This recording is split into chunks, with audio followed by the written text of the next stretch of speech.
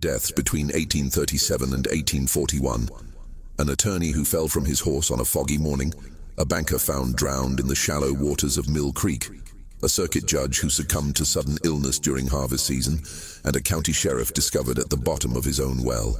What these records don't reveal is that all four men were married to sisters from the same Irish Catholic family, and that each death occurred within 18 months of their respective weddings. The Brennan sisters, Bridget, Catherine, Margaret, and Sarah, had inherited the largest farm in Lancaster County, and they would kill to keep it whole.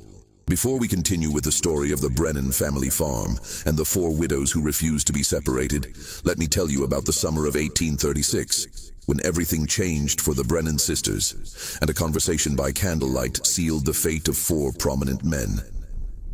The Brennan family farm stretched across 847 acres of Pennsylvania's most fertile soil, bordered by Mill Creek to the north and the Lancaster Pike to the south. Patrick Brennan, who had arrived from County Cork with nothing but determination and a hatred of English landlords, had spent 37 years building his American dynasty.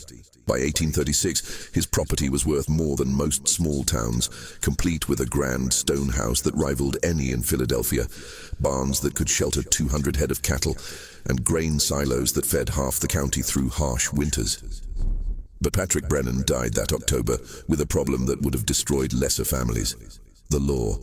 Pennsylvania inheritance statutes dictated that a man's property be divided equally among his children upon death. Patrick had no sons. His four daughters, Bridget, 28, Catherine, 26, Margaret, 24, and Sarah, 21, faced the prospect of watching their father's life work carved into worthless fragments, sold off to satisfy creditors and tax collectors. The sisters had grown up knowing this day would come.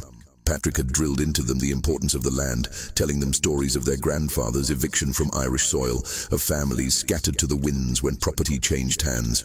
"Land is not just dirt and stones," he would say, his accent still thick after decades in America. "Land is your blood, your future, your very soul. Lose the land, and you lose everything that makes you who you are." Lancaster County in 1836 was a place where such sentiments carried weight. The German and Irish farmers who had settled there understood the sacred nature of property ownership in a way that newer Americans, those whose families had always owned land, never could. But understanding the importance of keeping land and actually managing to do so were two very different challenges. The Brennan sisters were not ordinary farm women. Bridget, the eldest, possessed a sharp intelligence that she had learned to hide behind demure smiles and downcast eyes. She could calculate compound interest faster than most bankers, and had been secretly managing the farm's books since her father's eyesight began failing. Catherine had inherited her father's gift for reading people, for sensing their weaknesses and desires with an almost supernatural precision. Margaret possessed an ethereal beauty that made men forget their own names, combined with a ruthless practicality that her angelic face concealed perfectly. Sarah, the youngest, had been blessed with a voice that could charm birds from trees, and a talent for playing whatever role the situation demanded. Together, they formed a conspiracy of survival that would make Lancaster County history, though the true nature of their conspiracy would remain hidden for nearly a century. The plan emerged during the long nights following their father's funeral, when the sisters gathered in the kitchen by lamplight to confront their future. The property taxes alone would consume their savings within 2 years. Marriage, the traditional solution for propertyless women, would scatter them to different households, different names, different loyalties. But what if marriage could serve their purposes instead of destroying them? "We stay together," Bridget declared on a November evening when frost covered the windows and the fire cast dancing shadows on the stone walls. "Whatever it takes, we stay together, and we keep the farm whole." "The law says differently," Margaret pointed out, ever practical. "The law," Catherine said slowly, "can be influenced." It was Sarah who spoke the words that would damn them all. "Men die, sisters. Husbands die, and widows inherit everything." The first death occurred on March 15th, 1838, just 14 months after Patrick Brennan's funeral and 6 months after Bridget's marriage to Thomas Hennessy, the most prominent attorney in Lancaster County. Hennessy had been a logical choice. A successful Irish Catholic lawyer in his early 40s, a widower with no children, a man wealthy enough to pay the Brennan property taxes without blinking, and influential enough to help restructure the family's legal obligations. Their courtship had been brief but intense. Hennessy, who had been a bachelor for 3 years since his first wife's death from consumption, found himself completely enchanted by Bridget's combination of beauty and intelligence. She could discuss legal precedents with the same ease that she planned elaborate dinner parties. She laughed at his stories of courtroom victories and listened intently to his dreams of running for county judge. Within 2 months of their first meeting at Sunday Mass, Thomas Hennessy was convinced that Bridget Brennan was the answer to his lonely prayers. The wedding took place in December 1837, a grand affair that announced to Lancaster County society that the Brennan family fortunes were secure. Hennessy moved into the stone farmhouse, bringing with him not only his considerable wealth, but also his legal expertise in restructuring the property ownership to benefit all 4 sisters. The arrangement was complicated but legal, a family trust that kept the land intact while providing for each sister's future security. But Thomas Hennessy had underestimated his new wife's true priorities. Within weeks of the wedding, he began to notice disturbing patterns. Bridget seemed more interested in her sister's welfare than in their marriage. She insisted that Catherine, Margaret, and Sarah continue living in the main house, turning what should have been a honeymoon period into an extended family gathering. When Hennessy suggested that newlyweds might benefit from privacy, Bridget's response was swift and cold. "My sisters are my blood, Thomas. They stay." The tension escalated when Hennessy discovered that Bridget had been using his legal connections to investigate the financial situations of several prominent Lancaster County bachelors. When confronted, she claimed she was merely looking out for her sister's futures, but Hennessy sensed something more calculating in her behavior. The morning of March 15th began with an argument. Hennessy had received an offer to purchase a law practice in Philadelphia, an opportunity that would advance his career considerably, but require leaving Lancaster County. When he presented the idea to Bridget over breakfast, her reaction was immediate and vehement. "We're not leaving," she stated flatly, not looking up from her porridge. "This is our future, Bridget. A chance to build something bigger than a country law practice. Our future is here. This land, this farm, my sisters. Your sisters can visit us in Philadelphia. They can even come live with us once they're married." Bridget finally looked at him, and Hennessy later told his law clerk that her expression had frightened him. "You don't understand, do you, Thomas? We don't leave. We don't separate. Ever." The argument continued as Hennessy prepared to ride to his office in Lancaster town. The morning was thick with fog, unusual for March but not unprecedented in Pennsylvania's unpredictable spring weather. Neighbors later reported hearing raised voices from the Brennan house, though the fog muffled the specific words. At approximately 9:30 that morning, Thomas Hennessy's horse returned to the farmhouse without its rider. The animal was sweating heavily, its eyes wide with what appeared to be terror. Bridget immediately organized a search party, her distress appearing genuine and overwhelming. They found Hennessy's body 3 hours later, sprawled beside the main road approximately half a mile from the farm, his neck broken from what appeared to be a catastrophic fall from his horse. The county coroner, Dr. James McAllister, conducted a thorough examination. The injuries were consistent with a fall from horseback, a broken neck, contusions on the skull, and bruising that suggested the horse had stepped on Hennessy's chest after throwing him. The fog would have made the familiar road treacherous, and Hennessy's mare was known to be skittish around sudden sounds or movements. But several details troubled those who knew the couple well. Hennessy was an experienced horseman who had ridden that same route hundreds of times in all weather conditions.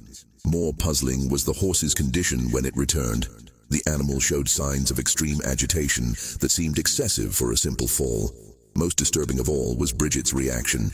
While her grief appeared genuine, her immediate concern seemed to focus on practical matters, securing Hennessy's will, consolidating his assets, and ensuring that his legal arrangements for the farm remained intact.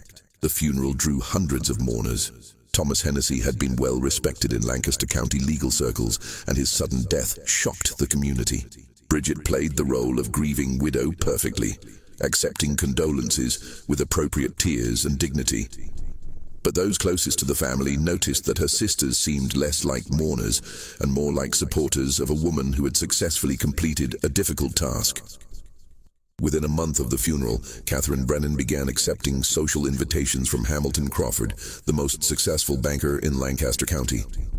The Crawford courtship followed a pattern that would become disturbingly familiar to anyone paying close attention to the Brennan sisters' romantic lives. Hamilton Crawford was a practical man in his late 30s, a Scottish Presbyterian who had converted to Catholicism to marry his first wife, deceased 3 years earlier from childbed fever. His bank held mortgages on half the farms in Lancaster County, and his personal wealth rivaled that of Philadelphia's merchant princes. Catherine approached Crawford with a combination of vulnerability and strength that proved irresistible to a man who had spent 3 lonely years burying himself in ledger books and loan documents. She would appear at his bank on Tuesday afternoons, ostensibly to discuss the family's financial arrangements following Thomas Hennessy's death. But their conversations gradually shifted from business to personal matters. "I worry about my sisters," Catherine confided during one of these meetings, her voice carrying just the right note of concern. "Bridget is still mourning, of course, but Margaret and Sarah, they need guidance, protection. A woman alone in this world faces so many dangers." Crawford, who had no siblings and had often wondered what family loyalty might feel like, found himself drawn to Catherine's devotion to her sisters. Here was a woman who understood that blood ties transcended all other considerations, a rare quality in his experience. Their engagement, announced in August 1838, surprised no one who had observed Crawford's transformation from grieving widower to besotted suitor. The wedding took place in October, exactly 1 year after Patrick Brennan's death and 7 months after Thomas Hennessy's funeral. Crawford moved into the farmhouse, bringing with him not only his considerable wealth, but also his expertise in financial management. Like Hennessy before him, he restructured the property arrangements to provide additional security for all 4 sisters, never questioning Catherine's insistence that the family remain together. But Hamilton Crawford was a more methodical man than Thomas Hennessy had been, and his banker's instincts led him to notice patterns that a lawyer might miss. Within weeks of the wedding, he began keeping a private journal, recording observations that would prove prophetic. November 3rd, 1838. Catherine insists on maintaining separate accounts for each sister's inheritance from father. Says it's temporary until they all marry, but Margaret shows no interest in suitors despite obvious beauty. Sarah actively discourages men who call on her, beginning to suspect they have no intention of marrying. November 18th, 1838. Bridget visited bank today to discuss investment opportunities. Her knowledge of compound interest and property values exceeds that of most businessmen. Asked detailed questions about inheritance laws, specifically regarding widows' rights in cases of intestate death. Claimed academic curiosity, but conversation felt calculated. December 1st, 1838. Overheard conversation between Catherine and Margaret about maintaining unity and protecting the legacy. When they noticed me listening, quickly changed subject to Christmas preparations.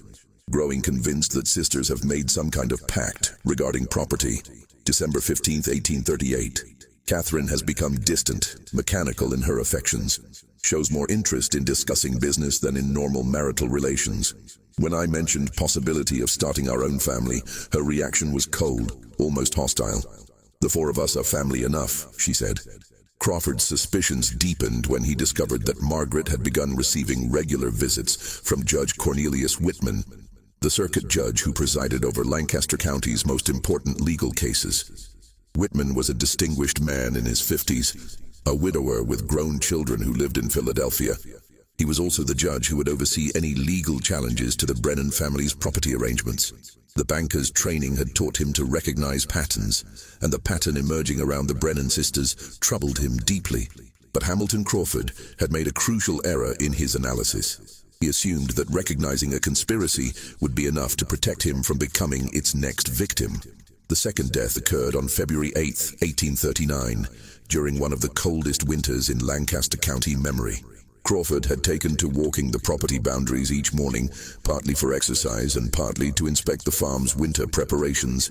The Mill Creek, which formed the northern border of the Brennan property, had frozen solid for the first time in decades, creating what appeared to be safe passage across the water.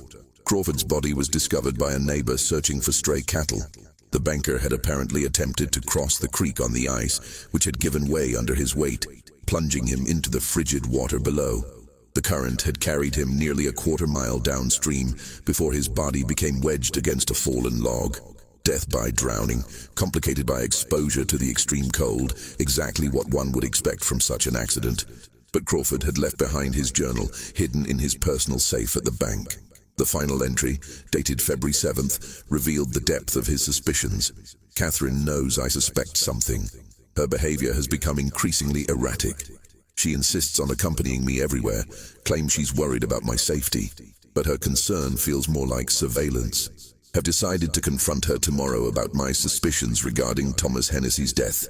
If something happens to me, look to the sisters. They are not what they seem. Dr. McAllister, who had examined Thomas Hennessy's body the previous year, found Crawford's death equally straightforward from a medical perspective. Drowning in icy water was a common winter hazard in rural Pennsylvania. The ice on Mill Creek, while appearing solid, had been weakened by an underground spring that created unpredictable thin spots. Crawford's body showed no signs of violence, no defensive wounds, no indication that his death was anything other than a tragic accident. Catherine's grief seemed as genuine as Bridget's had been, but observers noted that both widows appeared more concerned with practical matters than with emotional devastation. Within days of Crawford's funeral, they were meeting with lawyers and bank officials, ensuring that the family's financial security remained intact. The pattern was becoming clear to anyone willing to see it. But in a community that respected the sanctity of marriage and the tragedy of young widowhood, few were prepared to voice their suspicions aloud. Margaret Brennan's engagement to Judge Cornelius Whitman was announced 6 weeks after Hamilton Crawford's funeral. Judge Cornelius Whitman represented the pinnacle of Lancaster County society, a man whose legal decisions affected thousands of lives and whose social position opened doors throughout Pennsylvania.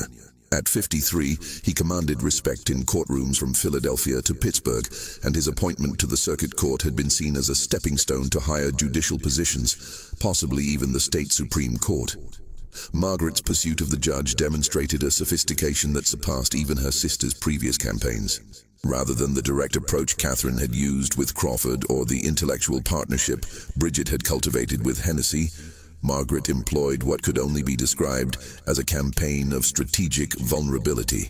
She first appeared in Whitman's courtroom in March 1839, ostensibly seeking advice about property law related to her father's estate. Her beauty was undeniable, but what captured Whitman's attention was her apparent innocence regarding legal matters, combined with an intelligence that made her questions unexpectedly perceptive. She seemed like a sheltered flower who nonetheless possessed a keen understanding of the world around her. "I'm afraid I don't understand these inheritance complications, Your Honor," she said during their first private conversation, her blue eyes wide with apparent confusion. "My sisters and I simply want to honor our father's wishes, but the law seems designed to destroy families rather than protect them." Whitman, who had spent decades dealing with grasping relatives and contested wills, found Margaret's family loyalty refreshing. Here was a young woman who put blood ties above personal ambition, who sought legal guidance not for personal gain, but to protect her sister's welfare. Their conversations gradually expanded beyond legal matters to encompass literature, philosophy, and the judge's own experiences with loss. His wife had died 5 years earlier, and his children had scattered to distant cities, leaving him increasingly isolated. Margaret's strategy was patience itself. She never pushed for personal meetings, never suggested romantic interest, never appeared to be anything other than a grateful young woman seeking a respected elder's guidance. But somehow, Whitman found himself looking forward to her visits, planning his schedule around their conversations, and gradually opening his heart to someone who seemed to understand his loneliness without taking advantage of it. The engagement announcement in May 1839 shocked Lancaster County society more than the previous marriages had. Judge Whitman was a pillar of respectability, a man whose judgment was considered unimpeachable. That he would marry the third Brennan sister, following the convenient deaths of her sister's husbands, struck many observers as either remarkably coincidental or remarkably suspicious. But Whitman himself seemed genuinely happy for the first time in years. Margaret brought light into his austere life, filling his house with laughter and warmth. She showed genuine interest in his work, intelligent curiosity about legal precedents, and a remarkable ability to remember details about cases and colleagues. More importantly, she shared his growing concern about the suspicious pattern of deaths surrounding her family. "I worry about my sisters," Margaret confided to Whitman 2 weeks before their wedding. "Bridget and Catherine have been different since their husbands died. more secretive, more intense about keeping the family together. Sometimes I feel like they're planning something, but I can't imagine what. This conversation would later be remembered as either Margaret's attempt to distance herself from her sister's conspiracy or as the most calculating manipulation of all, using Whitman's own suspicions to absolve herself of guilt while positioning herself as an unwitting victim of her sister's schemes. The wedding took place in July 1839, a smaller affair than the previous ceremonies, partly out of respect for the recent deaths, and partly due to growing whispers about the Brennan family's unusual luck in love and loss. Whitman moved into the farmhouse like his predecessors, though he insisted on maintaining his own residence in town for professional purposes. This arrangement meant he spent weekdays at the farm and returned to Lancaster for court sessions. The judge's legal training made him a more careful observer than either Hennessy or Crawford had been. Within a month of his marriage, he began documenting disturbing patterns of behavior that his predecessors had either missed or dismissed. His private notes, discovered years later, revealed a man growing increasingly convinced that he had married into a conspiracy. August 10th, 1839. Margaret insists on knowing my schedule in advance, claims she wants to plan meals and social events accordingly. But her questions seem more focused on when I'll be traveling alone than on domestic arrangements. August 25th, 1839. Overheard Bridget and Catherine discussing the final arrangement and completing the plan. When I entered room, they immediately changed subject. Margaret's reaction was odd. She seemed frightened rather than curious. September 2nd, 1839, found Margaret examining my will and insurance documents. She claimed she was trying to understand legal terminology, but her questions were surprisingly sophisticated, beginning to suspect she knows more about law than she pretends. September 15th, 1839, direct confrontation with Margaret about my suspicions regarding her sisters. Her response was immediate tears and protests of innocence, but something about her reaction felt rehearsed. Either she's a victim of her sister's schemes or a better actress than I imagined. Judge Whitman's position gave him access to information that his predecessors had lacked. He quietly began investigating the deaths of Thomas Hennessy and Hamilton Crawford, requesting copies of coroner reports and interviewing witnesses. What he discovered disturbed him deeply. Both men had died at times when they were known to be in conflict with their wives about leaving Lancaster County. Both deaths had occurred under circumstances that, while appearing accidental, showed evidence of careful timing and opportunity. Most troubling of all, both men had made recent changes to their wills that heavily favored their wives and by extension the entire Brennan family. But Whitman's investigation revealed something else. He was not the only person asking questions about the Brennan sisters. A private investigator named Daniel Murphy had been making quiet inquiries around Lancaster County, claiming to represent interested parties who were concerned about the pattern of deaths. Murphy's questions focused on the sisters' financial arrangements, their relationships with local business leaders, and their future marriage plans. When Whitman attempted to contact Murphy directly, he discovered that the investigator had already left Lancaster County, but not before interviewing several key witnesses and requesting copies of public records related to the Brennan property. Someone outside the family was beginning to piece together the truth about the sisters' conspiracy. On October 30th, 1839, Judge Whitman made the decision that would save or damn him. He confronted Margaret directly about his discoveries and demanded to know the truth about her sisters' involvement in their husbands' deaths. Margaret's response would determine whether the fourth Brennan sister was a co-conspirator or simply another victim of her family's ruthless determination to stay together. The confrontation between Judge Whitman and Margaret took place in the farmhouse parlor on a rain-soaked evening when Catherine and Sarah had traveled to Lancaster town for supplies, leaving the newlyweds alone for the first time in weeks. Whitman had planned the timing carefully, understanding that his wife's behavior changed dramatically when her sisters were present versus when they were apart. "Margaret," he began, his voice carrying the authority of decades on the bench, "I know what your sisters have done. The question now is whether you're their accomplice or their next victim." Margaret's reaction was immediate and visceral. She collapsed into a chair, her face draining of color, her hands trembling as she pressed them to her mouth. For several minutes she said nothing, staring at her husband with an expression that combined terror, relief, and something that might have been gratitude. "I've been waiting for someone to figure it out," she finally whispered. "I've been praying that someone would stop them before they make me do what they did." What followed was a confession that revealed the true scope of the Brennan sisters' conspiracy. According to Margaret, the plan had been Bridget's creation, conceived during those candlelit conversations following their father's funeral. The eldest sister had calculated that 4 strategic marriages, followed by 4 convenient deaths, would not only keep the family property intact, but would also create a financial empire that could support them in luxury for the rest of their lives. Bridget said we had to think like men, Margaret revealed, her voice growing stronger as she spoke. She said men use violence and politics to get what they want, but women have to be smarter, more patient.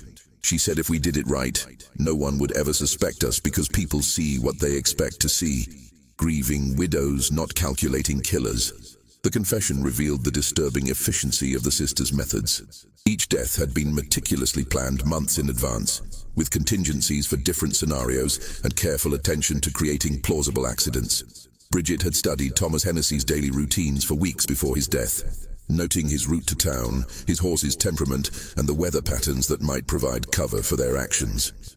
She drugged his coffee that morning, Margaret revealed.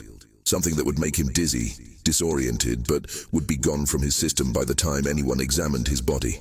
Then she spooked his horse deliberately, threw a stone at the exact moment he was riding past the steepest part of the road. Hamilton Crawford's death had required more elaborate preparation. Catherine had spent weeks studying the ice patterns on Mill Creek, identifying the exact location where underground springs created unpredictable weak spots. On the morning of his death, she had used heated iron rods to weaken the ice further, creating a trap that would appear completely natural. She walked with him that morning, Margaret continued, tears now flowing freely. She insisted on accompanying him to check the property boundaries, something she'd never done before. She guided him to exactly the right spot on the ice, then stepped aside just as it gave way. She said later that she had to hold his head under the water for nearly a minute, but the cold made him weak, so he couldn't fight her effectively. But Margaret's most shocking revelation concerned her own role in the conspiracy. She had not been an unwitting victim of her sister's schemes. She had been their reluctant accomplice from the beginning. Bridget and Catherine had made it clear that her cooperation was not optional, that the family's survival depended on all 4 sisters playing their assigned roles. They told me that if I refused, they would make it appear that I had been the killer all along, she explained. Bridget said it would be easy to plant evidence suggesting that I had murdered Thomas and Hamilton out of jealousy or greed. They said no one would believe that 3 sisters could work together so efficiently, but everyone would believe that one sister had gone mad with jealousy. Judge Whitman listened to this confession with growing horror, not only at the crimes being described, but at the realization that his own death had been planned with the same methodical precision. Margaret revealed that his murder was scheduled for November 15, 1839, less than 3 weeks away. The method would be poisoning, using a slow-acting toxin that would mimic the symptoms of a heart attack, a plausible cause of death for a man of his age and professional stress level. Sarah has been practicing with different doses, Margaret revealed. She's been testing them on stray cats and dogs, finding the right amount that would kill quickly enough to prevent recovery, but slowly enough to seem natural. Bridget said your death had to be perfect because you're too prominent for people to accept another convenient accident.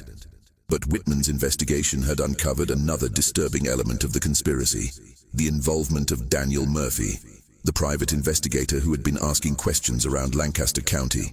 According to Margaret, Murphy was not working for interested parties, as he had claimed. He was working for the Brennan sisters themselves, hired to identify anyone who might be getting too close to the truth about their crimes. Bridget wanted to know if anyone suspected us, Margaret explained. She said we needed to stay ahead of any investigations to know what people were saying and thinking. Murphy reports back to her every week with the names of anyone who's asking questions about our family. This revelation meant that Whitman's own investigation was known to the sisters, that his suspicions had been reported back to them, and that his confrontation with Margaret might itself be part of their larger plan. Perhaps Margaret's confession was genuine, or perhaps it was an elaborate manipulation designed to make him lower his guard at the crucial moment. "How do I know you're telling the truth now?" Whitman demanded. "How do I know this isn't just another layer of deception?" Margaret's response would determine not only Whitman's fate, but also whether the Brennan sisters' conspiracy would finally be exposed or would claim its 4th and final victim. She walked to the parlor desk, opened a locked drawer with a key she wore around her neck, and withdrew a leather-bound journal filled with handwritten pages.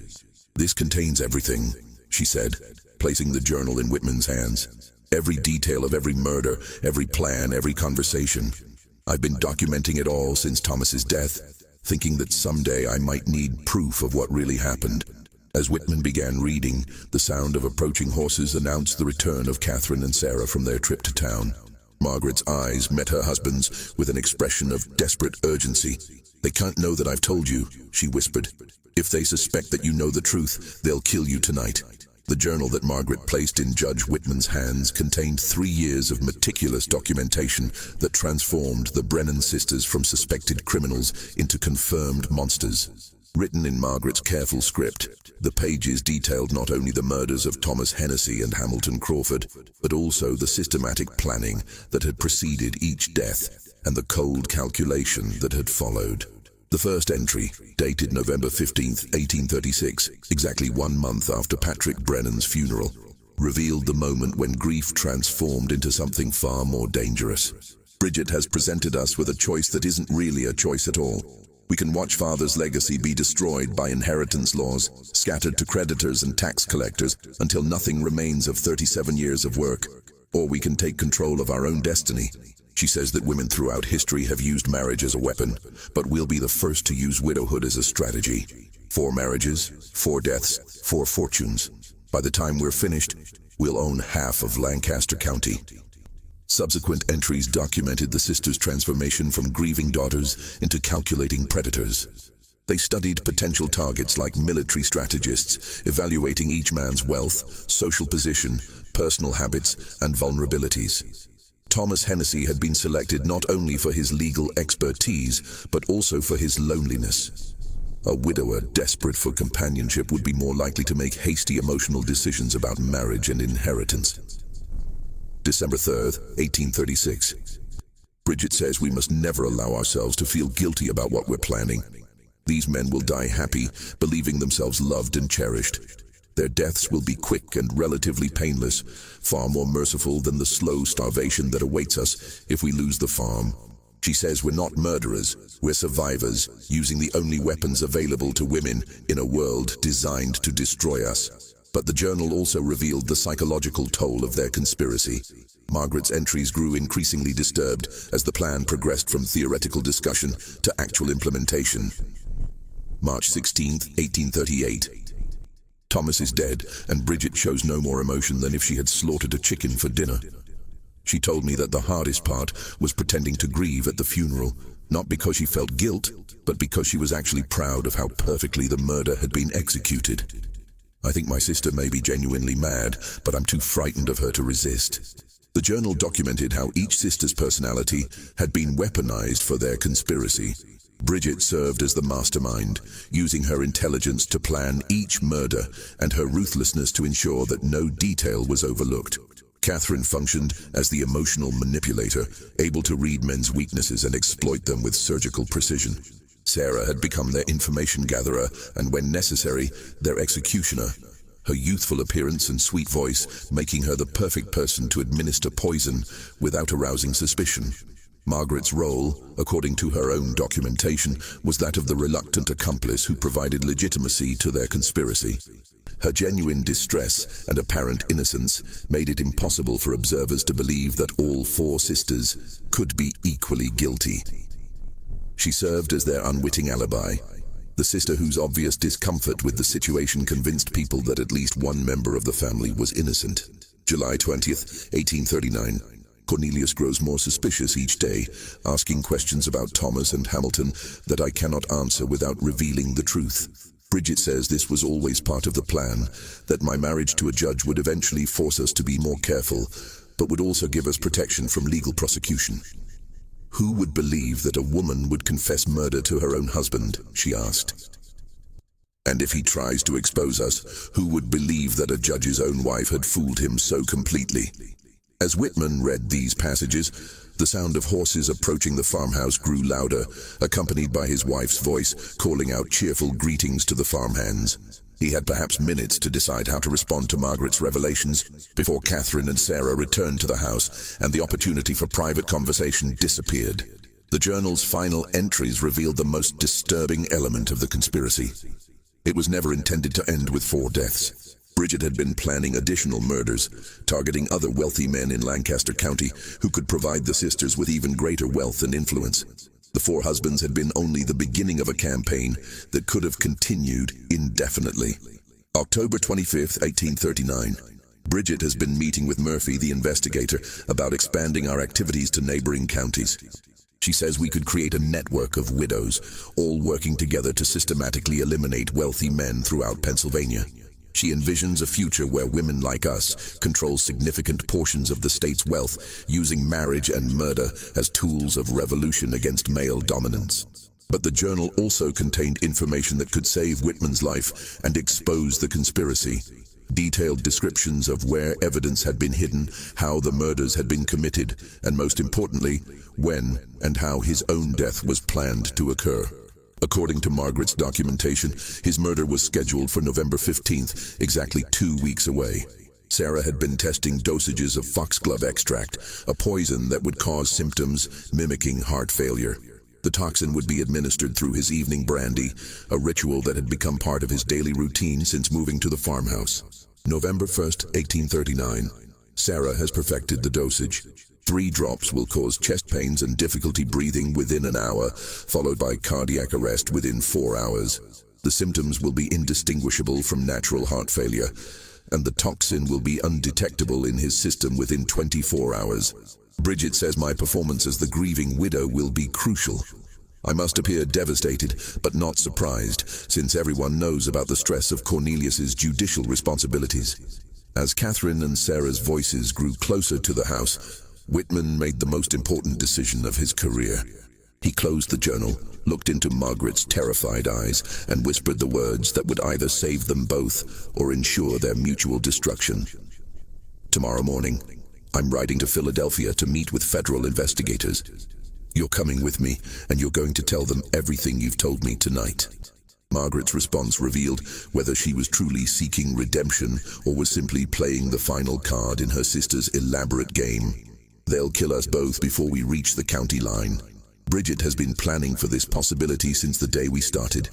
She has men watching the roads, people who owe her favors, ways of making deaths look accidental, even when victims are trying to escape. The front door opened with a cheerful creak as Catherine and Sarah entered the house, their voices bright with the false warmth that had become their trademark since the murders began.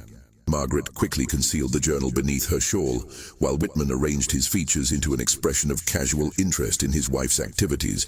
"Cornelius! Margaret!" Catherine called out, her footsteps approaching the parlor. "You'll never guess what we discovered in town. Mrs. Henderson at the dry goods store has been spreading the most interesting rumors about our family's extraordinary luck with marriage." Sarah's laughter echoed from the hallway, musical and innocent as always. She suggested that perhaps we Brennan women possessed some sort of supernatural charm over men. If only she knew how right she was, though not in the way she imagines. Whitman felt his blood chill at the casual cruelty in Sarah's voice. These women spoke of murder with the same tone other people might use to discuss the weather or the price of grain. Margaret's hand found his beneath the table, her fingers trembling with what he hoped was genuine fear rather than calculated performance. "What did you tell Mrs. Henderson?" Margaret asked, her voice remarkably steady despite the terror in her eyes. Catherine appeared in the parlor doorway, her smile radiant and predatory. "I told her that the Brennan women have always understood the importance of taking care of the men we love. We make sure they never want for anything, never have reason to be unhappy, and never have to worry about growing old and burdensome." The implication was clear enough to make Whitman's hands clench involuntarily. These women viewed murder not as a crime, but as a form of mercy, a way of preserving their victims' happiness by ensuring they died while still beloved and prosperous. It was a rationalization so twisted that it revealed the true depth of their madness. Sarah entered the parlor carrying a tea service, her movements graceful and domestic. "I thought we might enjoy some refreshment while we discuss the wonderful news Catherine and I heard in town." Judge Whitman, you'll be particularly interested in this information, given your professional responsibilities. The emphasis on his title carried an undertone of mockery that suggested the sisters knew exactly how much he had discovered about their activities. Whitman realized that Daniel Murphy, their private investigator, had probably reported his every question, every inquiry, every moment of suspicion back to Bridget and her co-conspirators. What news would that be? Whitman asked, accepting a cup of tea while trying to calculate whether the liquid might already contain the foxglove extract that would kill him. Catherine settled into her favorite chair, the same chair where she had planned Hamilton Crawford's murder 6 months earlier. It seems that certain federal authorities have been making inquiries about unusual death rates among wealthy men in rural Pennsylvania counties. They're particularly interested in cases where young widows inherit substantial fortunes under suspicious circumstances. The words hit Whitman like a physical blow. If federal investigators were already looking into the pattern of deaths, his own investigation might be redundant. But it also meant that the sisters knew they were under scrutiny from sources beyond local gossip and county officials. Sarah continued the revelation with her characteristic sweet smile. Mrs. Henderson mentioned that a gentleman from Philadelphia has been asking questions about our family specifically. He wanted to know about the circumstances of Thomas's and Hamilton's deaths, about our financial arrangements, and about your own marriage to Margaret. Did Mrs. Henderson provide this gentleman with information? Whitman asked, though he suspected he already knew the answer. Oh yes, Catherine replied cheerfully. She told him everything she knew, which unfortunately includes quite a bit of speculation and rumor, along with the actual facts. But you know how these federal investigators are, Cornelius. They have ways of separating truth from gossip, especially when they find patterns that suggest organized criminal activity. Margaret's grip on Whitman's hand tightened to the point of pain. The sisters were telling them that their time had run out, that federal authorities were closing in on their conspiracy, and that the planned timeline for Whitman's murder had been moved up dramatically. Bridget's voice echoed from the kitchen, calling for her sisters to join her for a private conversation. Catherine and Sarah excused themselves with apologetic smiles, leaving the married couple alone in the parlor, with the understanding that their privacy was temporary and probably illusory. They're going to kill you tonight, Margaret whispered the moment her sisters left the room. The federal investigation has forced their hand. They can't wait until November 15th if investigators are already asking questions about suspicious deaths. Whitman studied his wife's face, searching for any sign of deception. Everything about Margaret's behavior suggested genuine terror, but he had seen how convincingly the Brennan sisters could lie when their survival depended on it. Was this conversation another manipulation designed to make him trust her completely before she administered the poison herself? How do I know you're not part of this final performance? He asked quietly. How do I know that your confession, your fear, your journal aren't all part of an elaborate plan to make me lower my guard? Margaret's response was to reach beneath her shawl and withdraw a small glass vial filled with clear liquid. This is the foxglove extract that Sarah has been preparing. I was supposed to put 3 drops in your evening brandy tonight, wait for you to collapse, then call for Dr. McAllister to confirm your death from heart failure. She placed the vial in Whitman's palm, her eyes never leaving his face. If I were still part of their conspiracy, I would have already administered the poison. The fact that I'm giving it to you instead should prove where my loyalties lie. The sound of intense conversation drifted from the kitchen, too muffled for specific words, but clear enough to indicate that the 3 sisters were engaged in urgent planning. Whitman realized that he and Margaret had perhaps minutes to decide on a course of action before the final phase of the conspiracy began. There's something else, Margaret whispered, her voice barely audible. The journal I showed you isn't the only evidence. Bridget has been keeping detailed financial records of everything we've stolen, every property transaction, every inheritance we've manipulated. She calls it insurance, in case we ever need to prove our value to potential allies or blackmail anyone who threatens us. Where are these records kept? Hidden in Father's old desk in the cellar, behind a false panel that only Bridget knows about. But I've been watching her, learning her secrets, preparing for this moment when I would have to choose between my sisters and my soul. The conversation from the kitchen grew louder, and Whitman could distinguish Bridget's voice, giving what sounded like final instructions to Catherine and Sarah. Whatever they were planning, it was about to begin. We leave now, Whitman decided. Through the back door, take my horse, ride to Lancaster town and straight to the federal authorities. Let your sisters explain to investigators why their co-conspirator and their fourth victim disappeared in the middle of the night. But as they moved toward the back of the house, Sarah's voice called out from the kitchen with artificial sweetness. Margaret, dear, could you and Cornelius join us for a moment? Bridget has something important she'd like to discuss with both of you. It was a summons, not a request, and they both understood that refusing would immediately reveal that their private conversation had uncovered the conspiracy. Margaret looked at her husband with an expression that combined